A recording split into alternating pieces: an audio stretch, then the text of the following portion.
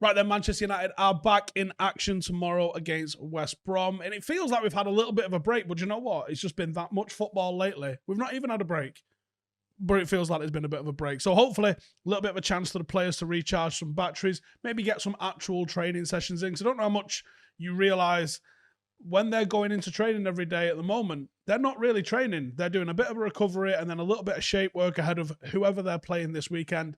And that is basically it. When you've got 2 games a week, that's basically it.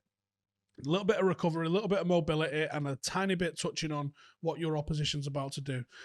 That's usually the benefit that you see. Do you go, oh, why are people so bad after they've played Europe midweek? Well, typically their opposition that they're coming up against has had a full week to prepare for them. And while you've been off playing in fucking Istanbul or somewhere like that and figuring out how to prepare for them and then traveling and then coming back, that has a bit of an impact on your recovery, has a little bit of impact on your conditioning. And it means that the opposition have had a lot of time to prepare for you that you typically just haven't had. So it usually has an impact on how you perform coming out on the back end of that. So that's why you saw the likes of Leicester and I think Chelsea, when they won the league, weren't in Europe at the time as well. And it has a massive, massive impact on your abilities. Maybe it's why Jurgen Klopp chooses to get fucked off out of the FA Cup early doors as well, so he can focus on the 2 bigger trophies in the Champions League and the Premier League. Which is realistically what you get judged on as a manager. And maybe that's right, maybe that's wrong, but it is factual. With West Brom coming up this week, it's been a little bit mixed for them. 2-0 defeat against Tottenham, 2-1 defeat against Sheffield United, and a 2-2 draw against Fulham. Not sort of having the impact that you would expect, not sort of having the impact that Big Sam typically has. But still dangerous, and still dangerous from set pieces, and still someone that can definitely make it tough for you. United have to have our wits about us, and 3 points is the only result that United can be thinking about taking away from this. United's last 3, 1-0 against West Ham, 3-3 against Everton, and 9-0 against Southampton. Big Sam's side not won in 5 Premier League games, losing 4 of those. Obviously, the last win was at home against Sheffield United all the way back in November. So some big ask for them. West Brom have either gone with a 4-1-4-1 or a 4-4-1-1 under both Slaven Bilic and under Big Sam this season. This weekend, I'm expecting it to be 4-1-4-1 from West Brom. Just a little bit of extra defensive protection, potentially even putting someone right on top of Bruno to try and limit United's attacking play. Fully expect Sam Johnson to be in goal unless something drastic happens against his former club. Darnell Furlong is going to be at right back with Connor Townsend at left back. Kyle Bartley should be partnered alongside Ajayi in centre defence. Romain Sawyers is probably going to be the holding midfielder and possibly the one tasked with trying to keep Bruno Fernandes quiet, with Conor Gallagher and Jake Livermore ahead of them in central midfield. Snodgrass probably be on the right, and Starman Mateus Pereira on the left, after spending most of the Tottenham game resting on the bench. And January signing Mbaye Diagne has started West Brom's last 2 games as a sole striker, so I'm expecting that he's probably going to be the same one again. The star man, of course, Mateus Pereira. He's West Brom's danger man, and he is the man with the ability to cause United serious problems on either flank or when played down the middle. He's got 6 goals and 3 assists in all competitions this season, which is triple the output of any other West Brom player. He's created 31 chances in 20 games, an average of 1.55 per 90, and has maintained a pass accuracy of 80% while doing so. He's a good player. West Brom aren't the most dangerous team, admittedly, but Pereira is a dangerous player within that, and he's certainly the sort of player that if United go, look, are we getting through this game? Keep him quiet and the rest could and should take care of itself. If they're relegated, he is the player that I'm expecting to stay at the Premier League, so crucial we don't give him any space to operate, because as is often the case, when you come up against a team fighting for relegation, a 1-0 victory for them is everything. Even a draw would be big for them. So you don't concede early. You try not to concede at all, and you hope you can break their resolve at some point and manage to get yourself over the line.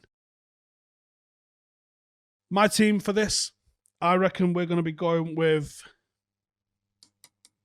I think it's going to be Henderson. In net, Wan-Bissaka, Shaw, Maguire, Lindelof, Fred McTominay, Bruno, Greenwood, Rashford, Cavani.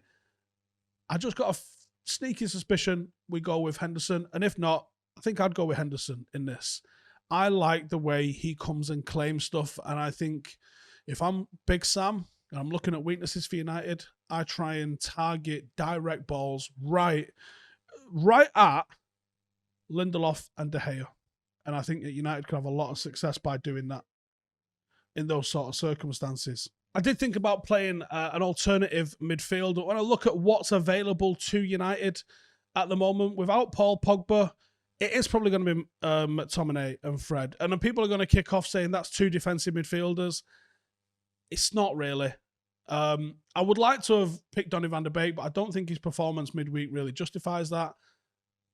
That's not to say that Ollie wouldn't go with it, but I don't think he's going to go with it. It looks like someone like Juan Mata, who could be an option, won't be an option.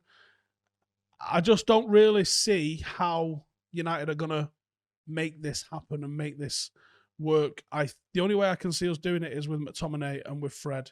I think Fred's work rate and energy is going to be needed. Certainly when they try and counter us, they'll try and counter us with good numbers. So you do want Fred in there. I think you want McTominay in there for height, especially because they're going to be a threat at set pieces, and it has to be considered. When people just go, oh, McTominay's defensive, how are we going to score a goal with McTominay? Well, he scored from set pieces. He scores late from arriving in the box. He also offers a good defensive screen. And people are just too arrogant to accept that there's two teams in a game of football. Of course, Manchester United should be going beating West Brom. But invariably, this is where you drop points. This is where if you get cocky and overconfident and you don't take them seriously and you don't recognize the very real threats that these lower half teams can offer you, this is where you get found out. So I would like to have gone with something a bit more ball playing, because I think line breaking passes from Fred and McTominay, they're not really there. But I also think that you have to consider that the clean sheet has to come first for United. And then we'll worry about scoring goals secondary, because you let these have a goal, they're not going to leave their box, let alone leave their half. They're not leaving their box. And McTominay is someone that will shoot from distance, and sometimes that's what you need, because it seems like everybody else wants to walk the ball in the net for United. And ultimately, I think shots from distance is one of the ways that United can win this game. So you can kind of hear somewhere across Manchester, you can kind of go, Freddie's saying, hey, do you know what? Can I have a shot this weekend? Not you. But one big way that United can break West Brom down is by taking shots from outside the box. Closer to the box, though, not where Andreas Pereira used to shoot from. They struggle closing down space there because they want to be so defensively compact on the edge of the box. They'll make that 5 meters inside the box, they'll make that absolutely bulletproof, because they'll know that's how they get broke down. But for some reason, the midfield allows a little bit of space in between those two lines. Realistically, that's why Greenwood's playing for me. That's because Marcus, if he plays on the right hand side, isn't coming onto his left foot in the slightest. I want to see Bruno. I want to see Greenwood shooting from those areas, especially Greenwood. Too often he's found himself in this bottom corner of the box. I want to see him just to the right-hand side of the D, and I want to see him taking shots on his left foot, because if I was thinking about how we open the scoring here, that's exactly how we do it. West Brom fill their own box with big, tall defensive units, and all the defence-minded players that they've got. That's how they've taken points off teams like Liverpool and City, who prioritise working the ball into the box. United don't want to get stuck in trying to break this team down. United don't want to get stuck in that constant pass. They defend in a low block, but they don't actively try and win the ball back with any sort of speed. And by doing that, it leaves them vulnerable just in that little slither of an area, about 6 or 7 meters or so, just in front of the box. And it's quite a low percentage shot, but if you have enough of them, you score a fucking goal. And players that can bang them, like Bruno, Marcus, to be honest, as well, and certainly Mason Greenwood. And let's be real, McTominay's put himself in that mixer as well. That's what United be doing. So United can't fall into the same trap that City and Liverpool do, trying to work the ball into the box a little bit. Let's just take some decent shots from outside the box. Even Cavani, actually, he can hit one. Some shooting practice. Put into effect that bullshit drill that I see at the start of every game that annoys me. Let's do that, shall we? Shooting from the edge of the box, get it in there, and see if we can get 3 points. That's how I think United can win this game. Let me know in the comments. Do you agree? Do you disagree? Or is Big Sam going to be the one that spoils our fun this weekend? If you want to support the channel in any way whatsoever, we have now turned on memberships. You get nothing different to what the Patreon group gets. I just had a few messages from people saying that they couldn't join Patreon because it wasn't available in their country. So all of the Patreon content we will be uploading as membership content on YouTube. So if you want to join as a member or you want to join as Patreon, it's exactly the same sort of thing. The link for both will be down below. Laters.